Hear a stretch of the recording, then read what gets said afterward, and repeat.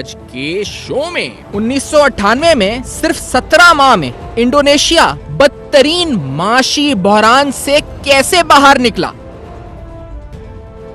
बरतानवी जरीदे ने साबिक वजीर आजम इमरान खान की सरगर्मियों को मुल्की मईशत के लिए खतरनाक करार दे दिया। खुर्दनी तेल की दरामद पर अरबों डॉलर खर्च, मुतबादिल ऑप्शंस पर अमल दरामद क्यों नहीं। अस्सलाम वालेकुम। पस पर्दा हकाइक सनसनीखेज इंकशाफात प्रोग्राम बेनकाब में हूं आपके साथ सिफात खान। आज आपके सामने कुछ अहम तरीन मुल्की माशी मसाइल पे तो गुफ्तगू होगी, लेकिन पहले कुछ मवाजना आपके सामने रखना चाहिए। आज सर जोड़कर बैठे हुए हैं पाकिस्तान की बिजनेस कम्युनिटी के साथ पाकिस्तान की हुकूमत, और हल तलाश करने की कोशिश हो रही है कि पाकिस्तान के माशी मसाइल से कैसे निकला जाए, इस बहरान से कैसे निकला जाए। खासतौर पर यह एक्सटर्नल डेट क्राइसिस, पाकिस्तान अंदरूनी सूरत हाल और यकीनी तौर पर सियासत का पाकिस्तान पर मईशत पर असरअंदाज होने से जो असरात आ रहे हैं, वो सब भी हम सबके सामने हैं। डॉलर की बढ़ती हुई सूरत हाल हो या पेट्रोलियम की कीमतों में इजाफा हो, इन सब का इम्पैक्ट आम आदमी पर पड़ रहा है। ऐसी सूरत हाल के अंदर आज हम आपके सामने प्रोग्राम के इब्तिदाई में एक मुवाजना रखना चाहेंगे। ये मुवाजना हम रखना चाहेंगे इंडोनेशिया के साथ। साल 1998 में आपको लेकर चलेंगे। इंडोनेशिया वो मुल्क है जिसके बारे में इस वक्त ये कहा जा रहा है कि शायद वो नेक्स्ट इकोनॉमिक पावर हाउस हो। उसका मुवाजना जर्मनी से किया जा रहा है। यूरोपियन कंट्रीज को बीट कर देगा अपनी जीडीपी साइज में या प्रोडक्शन में। आइंदा कुछ सालों में साइंस एंड टेक्नोलॉजी की बुनियाद के ऊपर भी कहा जा रहा है कि वो तेज रफ्तारी से तरक्की कर रहा है। इंडोनेशिया 1998 में पाकिस्तान के तकरीबन जो मासलत उसके हालात रखते थे, या हम कह सकते हैं कि खासतौर पे माशी हालात तो बहुत ज़्यादा बदतर थे, लेकिन जो मवासलत रखते थे वो पाकिस्तान और इंडोनेशिया की फीकस आमदनी जीडीपी के तनासुब से थी। अगर 1998 में पाकिस्तान और इंडोनेशिया की फीकस आमदनी जीडीपी के तनासुब से देखें तो वो तकरीबन $460 बनती है। इंडोनेशिया $464 पर था, यानी फीकस आमदनी जो थी वो $464 थी, और पाकिस्तान की फीकस आमदनी $461 थी। साल 2022 में आज इंडोनेशिया की फीकस आमदनी $4000 है और पाकिस्तानियों की फीकस आमदनी $1100 है। इंडोनेशिया की मईशत का साइज जो कि साल 1998 में $95 अरब था, आज बढ़कर $1100 अरब हो चुका है। ऐसा क्या हुआ, और ये जो लफ्ज हम सुनते हैं ट्रांसफॉर्मेशनल चेंज, या आखिरकार क्या नामुमकिन होता है किसी मुल्क के लिए कि इतनी जल्दी वो तरक्की का सफर करे और इतनी जल्दी माशी जो इंडिकेटर्स हैं उनको चेंज करे, यानी उनको टर्न अराउंड कर दे? क्या ये नामुमकिन होता है किसी मुल्क के लिए? इंडोनेशिया ऐसा मुल्क जिसने एक बाकायदा नेशनल रेस्क्यू प्लान बनाया और 1998 में उस क्राइसिस से निकला। मैं 1998 का जिक्र इसलिए भी कर रहा हूं कि 1998 1997 वो साल है जब एशियन फाइनेंशियल क्राइसिस ने बदतरीन तरीके से कुछ ममालिक को हिट किया था। इंडोनेशिया उन ममालिक की जद में आने वाला मुल्कों में सरे फहरिस्त था। इंडोनेशिया की सियासी और माशी सूरत हाल इतनी बदतर हो चुकी थी कि वहां पर सदारत करने वाले 31 साल से सुहार्तो, यानी जो वहां के जो सदर थे, जो 31 साल सदर रहे थे, वो मुस्ताफी होकर चले गए। यानी माशी और सियासी बहरान इतना संगीन हो गया था कि वहां के सदर हुकूमत करने को तैयार नहीं थे, हुकूमत छोड़कर चले गए थे। वहां पर माशी शरह नमू यानी जो जीडीपी ग्रोथ रेट है 1998 में -13.1% था। आप सोच सकते हैं -13.1%। हम यहाँ 5%, 6% की डिबेट कर रहे हैं। That was -13.1%। महंगाई की शरह जो पाकिस्तान में आज 15%, 16% है, वहां 1998 में 60% पर पहुंच चुकी थी। इसी तरह बेरोजगारी की शरह 17% पर पहुंच चुकी थी। इंडोनेशिया के हालात इंतहाई संगीन थे। आप कह सकते हैं कि एक तरह का इकोनॉमिक कोलैप्स 1997 में हो चुका था। उसके बाद एक आईएमएफ का बेल आउट पैकेज भी आया था। आप बेल आउट पैकेज का नाम से भी आप सब वाकिफ हो गए होंगे। पाकिस्तान ने तकरीबन $6 अरब का बेल आउट पैकेज लिया। इंडोनेशिया ने तकरीबन $43 अरब का बेल आउट पैकेज आईएमएफ से लिया, $43 बिलियन का। और उसके बाद महंगाई में इजाफा, कीमतों में इजाफा, ये सब कुछ वहां बेतहाशा हुआ था। $43 बिलियन का bail out package, economic collapse, economic figures, indicators, हर चीज नेगेटिव थी इंडोनेशिया की। ऐसी सूरत हाल के अंदर जब सियासत भी कुछ पता नहीं चल रही थी, क्योंकि 31 साल सदर रहने वाले खुद सदारत छोड़कर भाग चुके थे, तो वहां के नायब सदर जिनका नाम है बशरुद्दीन यूसुफ हबीबी, इन्होंने वहां की कमान संभाल ली, यानी सदारत संभाल ली। बशरुद्दीन के बारे में यह कहा गया कि उनकी पहचान, वो थे तो नायब सदर, लेकिन उनकी पहचान सियासत की वजह से नहीं थी, बल्कि उनकी पहचान साइंस और टेक्नोलॉजी की वजह से थी। तकरीबन 2 दहाइयां 20 साल का अरसा उन्होंने साइंस एंड टेक्नोलॉजी की मिनिस्ट्री में सर्व किया था। पेशे से एक एयरक्राफ्ट इंजीनियर थे, साथ साथ हाईटेक इंडस्ट्रीज के अंदर बड़ी दिलचस्पी रखते थे। इंडोनेशिया के सदारत संभालने के बाद जब बशरुद्दीन साहब का CNN ने इंटरव्यू किया तो उन्होंने अपने इंटरव्यू में अपना विजन कैटेगोरिकली बताया। उनसे पूछा गया कि आप इंडोनेशिया की मईशत जिसकी आपको नजर आ रहा है कि -13 शरह नमू है, जिसका आपको नजर आ रहा है कि जो महंगाई की शरह 60% है, बेरोजगारी की शरह 17% है, आप करने क्या जा रहे हैं? तो उन्होंने कहा कि मैं टाइम जाया करने नहीं जा रहा। उन्होंने कहा दिनों में नहीं बल्कि सेकंडों में फैसले होंगे।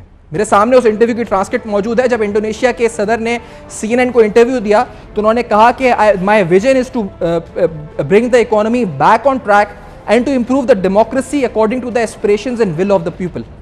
उसके बाद उन्होंने कहा कि I hope I do it as soon as possible, the change is very fast, बहुत तेज चेंज है। उन्होंने कहा कि they are not only days but seconds to second, यानी सेकेंड टू सेकेंड हमें फैसले करने पड़ेंगे।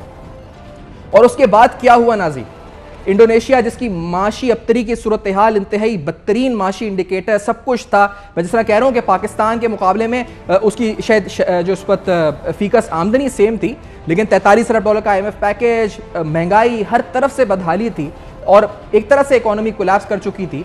वहाँ पर रिफॉर्म्स का सिलसिला शुरू हुआ। बशरुद्दीन साहब आए, उन्होंने इस पर माशी कमान संभाली, उसके बाद रिफॉर्म्स का प्रोसीजर शुरू किया।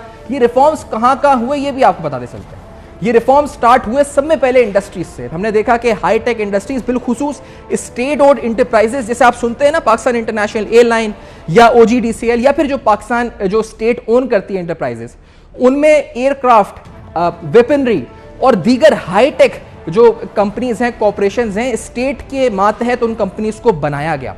इसी तरह वहां के स्टूडेंट्स को बाहर तालीम के लिए भेजे जाना शुरू किया गया ताकि वो साइंस एंड टेक्नोलॉजी में इक्विप हो सके। यही नहीं हुआ बल्कि फाइनेंशियल सेक्टर्स में भी रिफॉर्म्स हुए। मैं उन रिफॉर्म्स के आपको कुछ चीज़ा बातें बताता चलूं, क्योंकि आप सब शायद अगर इंडोनेशिया की इकोनॉमी के बारे में थोड़ा सा भी पढ़ते हैं, जानते होंगे, तो IBRA का नाम आपने जरूर सुना होगा। IBRA Indonesian bank restructuring agency है। ये उन्होंने कायम की 1998 में। इसका मकसद ही ये था कि जो बैंक्स के अंदर बहुत बड़ा बहरान आया था, जो एशियन क्राइसिस के बाद आया था, उस बहरान को सामने रखते हुए वहां के बैंक्स को रिस्ट्रक्चर किया जाए। उसी की बुनियाद पे वहां के सबसे बड़े बैंक की बुनियाद भी डली थी।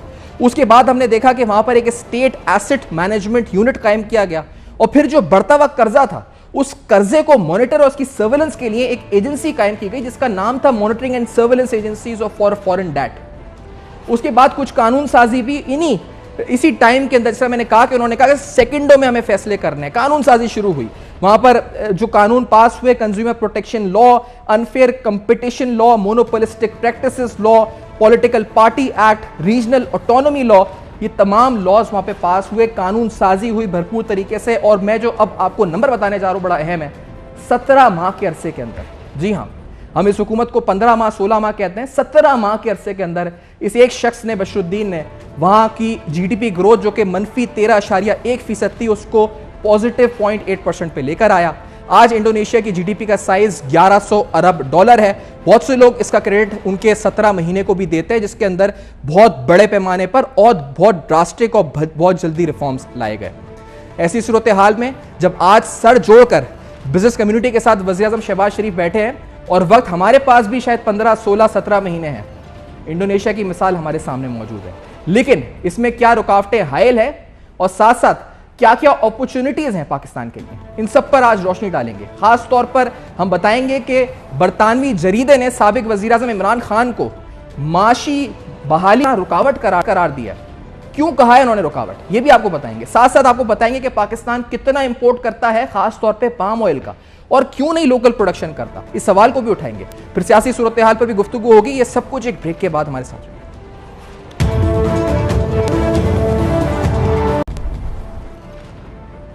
वेलकम बैक, आप देख रहे हैं बेनकाब, और आज बेनकाब में आपके सामने नाज़रीन एक मिसाल रखी है, मवाजना किया है आज की माशी सूरत हाल का। बिलखुसूस 1998 जब एशियन फाइनेंशियल क्राइसिस आया, वो इंडोनेशिया किस तरह उस क्राइसिस से निकला, और थोड़ा सा टाइम पीरियड के लिहाज से आप लें, 17 माह के अंदर ये सारे रिफॉर्म्स हुए थे, 17 मंथ्स के अंदर ये सारे रिफॉर्म्स हुए थे।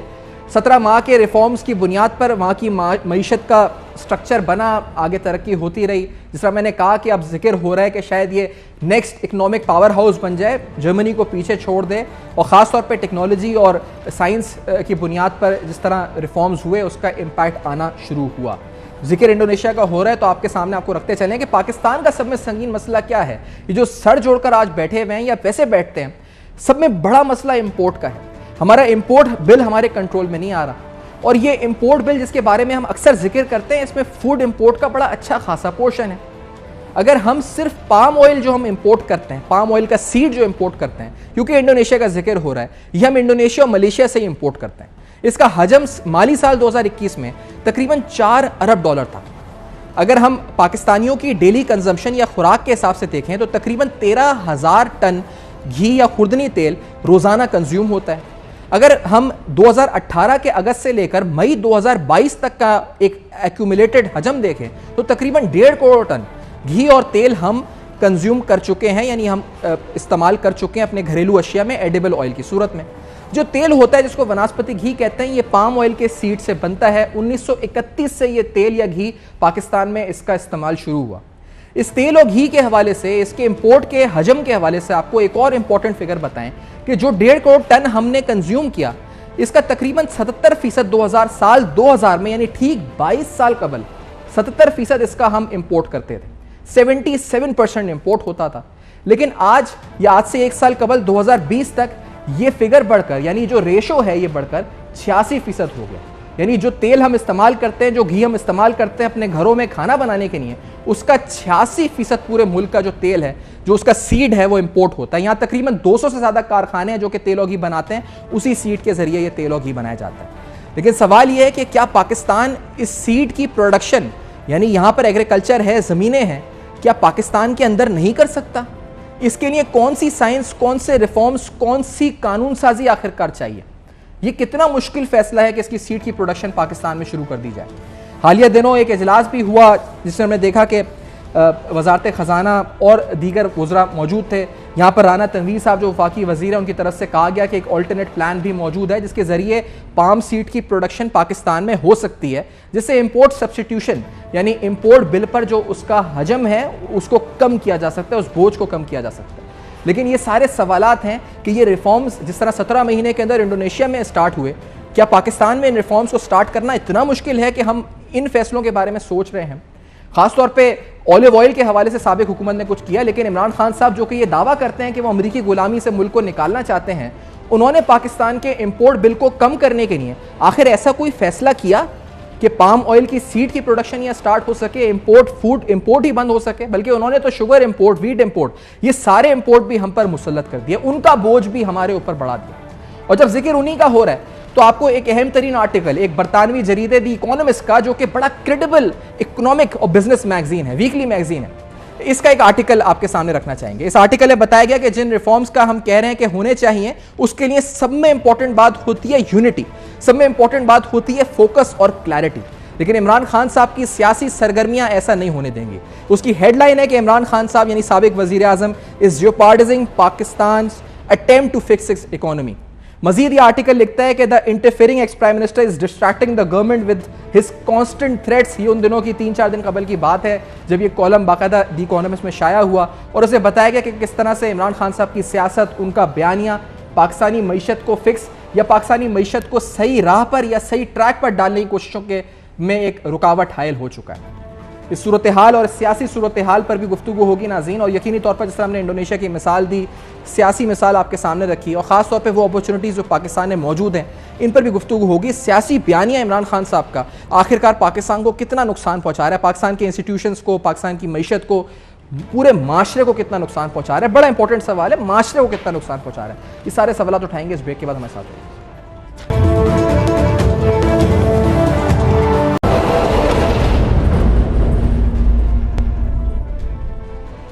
वेलकम बैक, आप देख रहे हैं बेनकाब। आज बेनकाब में हम अहम तरीन सियासी सूरत हाल पर गुफ्तगू करने लगे हैं। आपको बताया कि किस तरीके से माशी एतबार से आज हमने आपको इंडोनेशिया का मवाजना पाकिस्तान से किया था 1998 का। 1998 में पाकिस्तान का पर कैपिटा क्या था, वहाँ का क्या था, जीडीपी साइज़ क्या था, वॉल्यूम क्या था।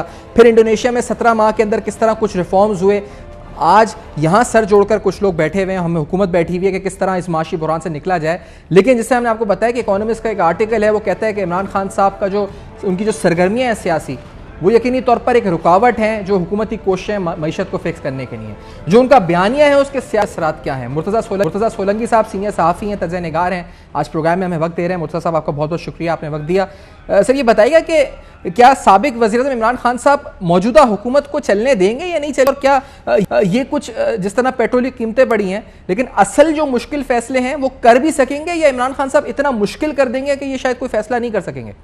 सोलंकी साहब। इमरान खान का बस चले जी।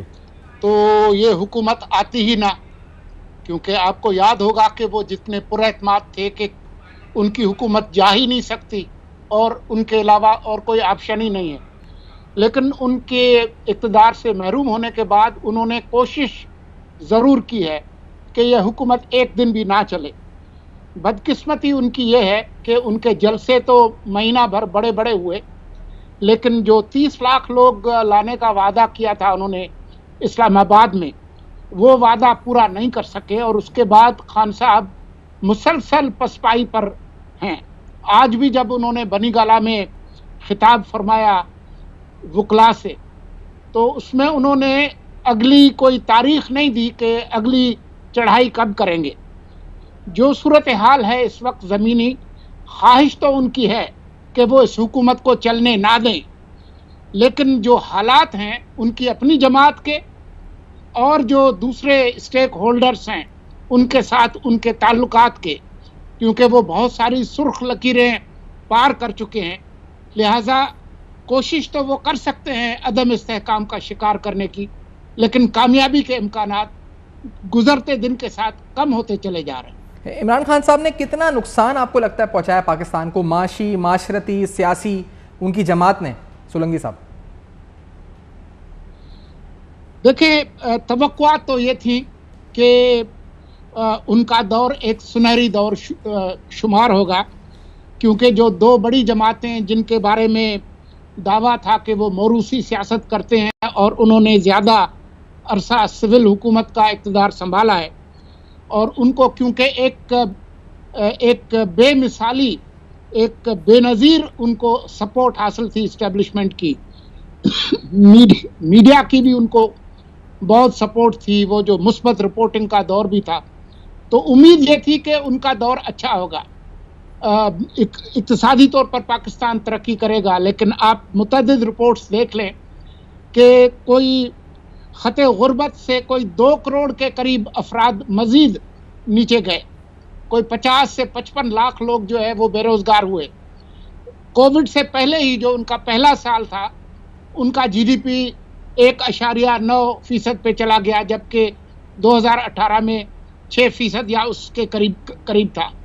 चले कोविड की उनको आप छूट दें, लेकिन बात यह है कि पाकिस्तान 2018 से पहले गंदम जो है वो दरामद नहीं करता था, चीनी दरामद नहीं करता था, दालें तो खैर थोड़ा बहुत होता था, लेकिन अब ये है सूरत हाल ये है कि हम दर बदर फिर रहे हैं कि जी चीनी कहाँ से इंपोर्ट करें और गंदम कहाँ से इंपोर्ट करें। तो जो हालात हैं वो आम आदमी आपको बताएंगे, लेकिन जो सबसे बड़ी जो उन्होंने कुआं खोदा पाकिस्तान की मईशत का, वो उस वक्त जब तेल की कीमतें आसमान पे जा रही थी और उसके नतीजे में खुद जो बिजली की कीमतें बढ़ने का इम्कान था, उन्होंने जिस तरीके से कीमतें कम की पेट्रोल की, और उसके लिए कोई फंडेड वो नहीं था, बजट नहीं था उसके लिए, उसके नतीजे में जो नुकसान पहुंचा है, ये बहुत बड़ा चैलेंज है इस हुकूमत के लिए।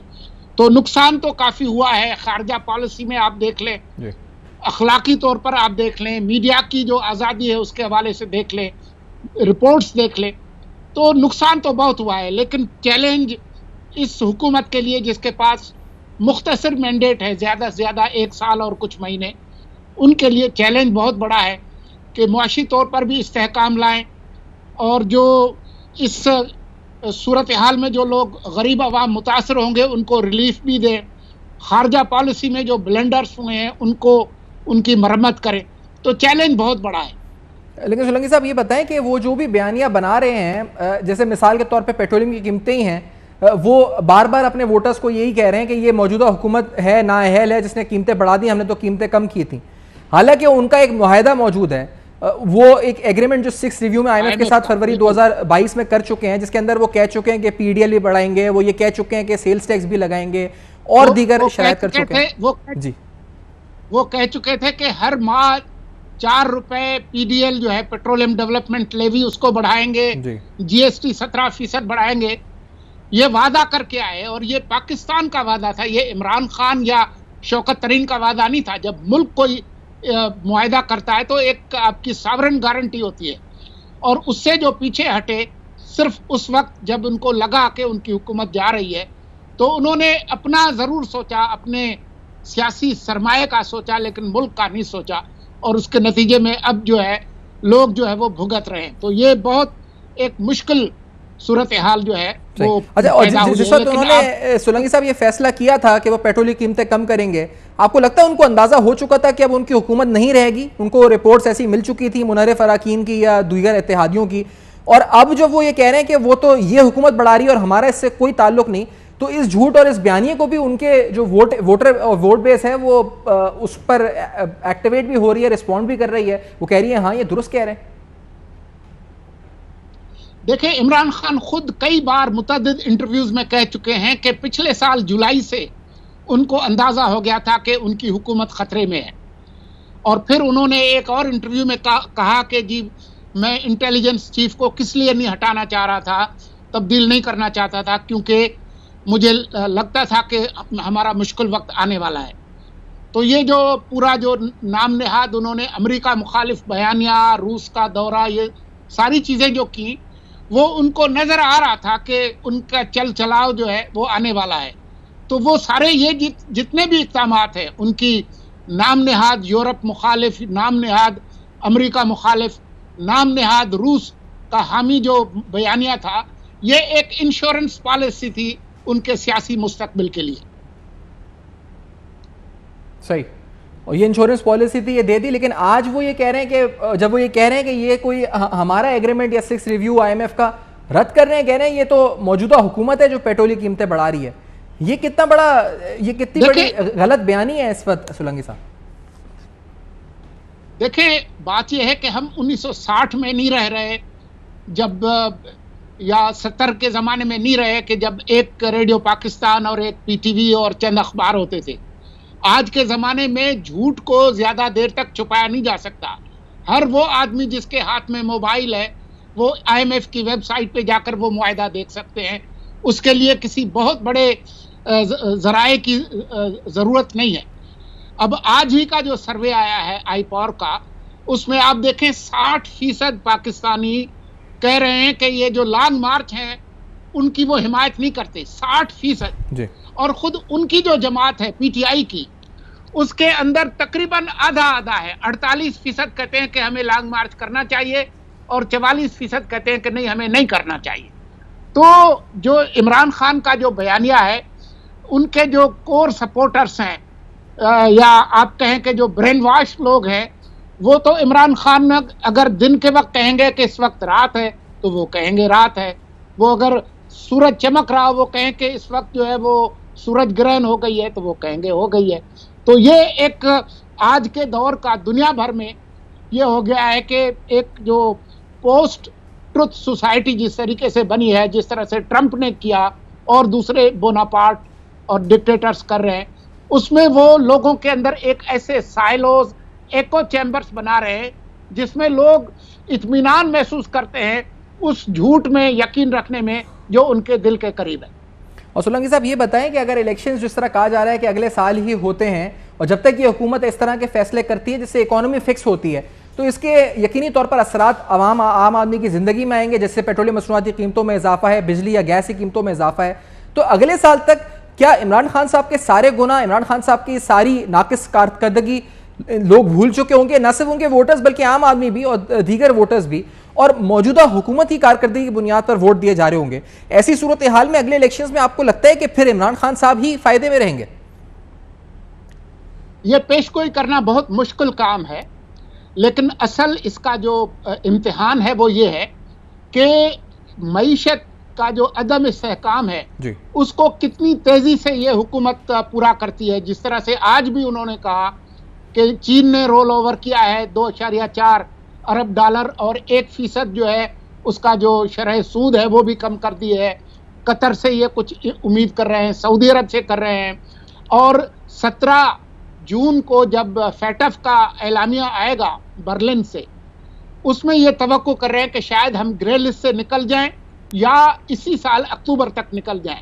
तो अगर ये तमाम चीज़ें होती हैं, अगर ये लोड शेडिंग पे काबू पा लेते हैं, मुश्किल मरहला तो होगा, लेकिन अगर मईशत को ये संभाल पाते हैं, गवर्नेंस को कुछ बेहतर कर लेते हैं और जो हकायक हैं उनको मीडिया मैनेजमेंट के नुक्ते निगाह से अगर ये बेहतर तरीके से हैंडल कर लेते हैं, तो फिर तो खान साहब को सुबकी होगी, वरना उनको कुछ फायदा हो सकता है। और नून लीग को अपने कोलिशन के अलावा विद इन द पार्टी कितना आपको लगता है कि आपसी रंजिशें, जो लोग कहते हैं कि 2 ग्रुप्स और इसहाक डार साहब के बारे में, फिर मिफ्ता इस्माइल, क्या आपको लगता है ये भी एक मसला है जो आगे जाकर और उभर सकता है? नवाज शरीफ साहब, शहबाज शरीफ साहब, पार्टी लाइन हमजा मरियम, या ये कोई ऐसा मसला नहीं है?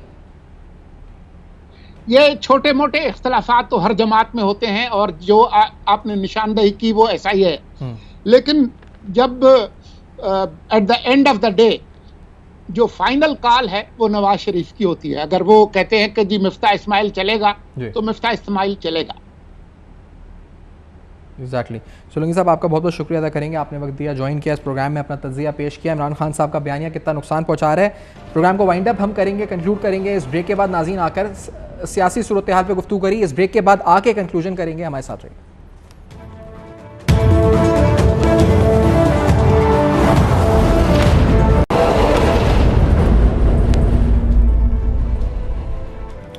Welcome back. आप देख रहे हैं बेनकाब। आपने सियासी सूरत हाल के हवाले से भी और माशी सूरत हाल के हवाले से भी अहम हक़ाइक़ जाने, अहम तरीन सवालात और अहम तरीन माशी हक़ाइक़ आपके सामने रखे। अहम तरीन मवाज़ने से भी आपने देखा कि हमने आपको बताया कि किस तरीके से पाकिस्तान तरक्की के सफ़र पर आ सकता है, शायद आ सकता है और बिल्कुल आ सकता है। और वो जो ट्रांसफॉर्मेशनल चेंज का हम लफ्ज़ सुने वो बिल्कुल पाकिस्तान के लिए भी मुमकिन है और शायद इतना टाइम पीरियड भी रिक्वायर्ड ना हो। जिस तरह आपको बताया कि तकरीबन 17 माह के अरसे के दौरान इंडोनेशिया 1998 में एक बदतरीन हालात से एक खुशगवार माशी सूरत हाल तक पहुंचा, सिर्फ 17 माह के अरसे के दौरान। इसी तरह आज इस हुकूमत के पास 1 साल या उससे कुछ ज़्यादा मौजूद है।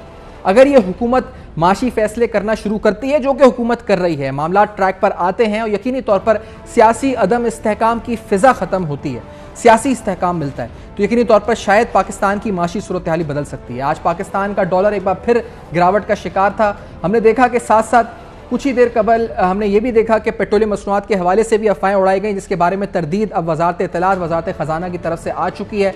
कहा गया कि शायद कीमतें बढ़ जाएंगी, जिस बुनियाद पर पैनिक फैलाया गया। तो ऐसी सूरत हाल के अंदर डिसइंफॉर्मेशन के जरिए भी पाकिस्तानी मईशत और पाकिस्तान के खिलाफ खबरें फैलाई जाती हैं। तो इस हवाले से भी इन चीज़ों पर आपको नज़र रखनी है। और जब तेल की बात हो रही है तो उम्मीद करते हैं कि आपके सामने कुछ इंपॉर्टेंट फिगर्स आज रखे खुदनी तेल के हवाले से।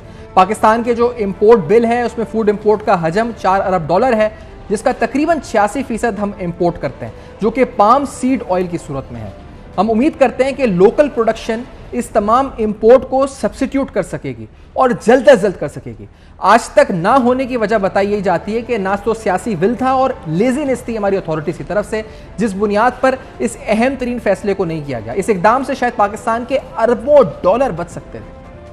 नाज़रीन, इसी अहम तरीन नुक्ते पर आज प्रोग्राम को वाइंड अप करेंगे। आपका फीडबैक मौसूल होगा हमारे फेसबुक, ईमेल्स, और अपना बहुत ख्याल रखिएगा। देखते रहेगा।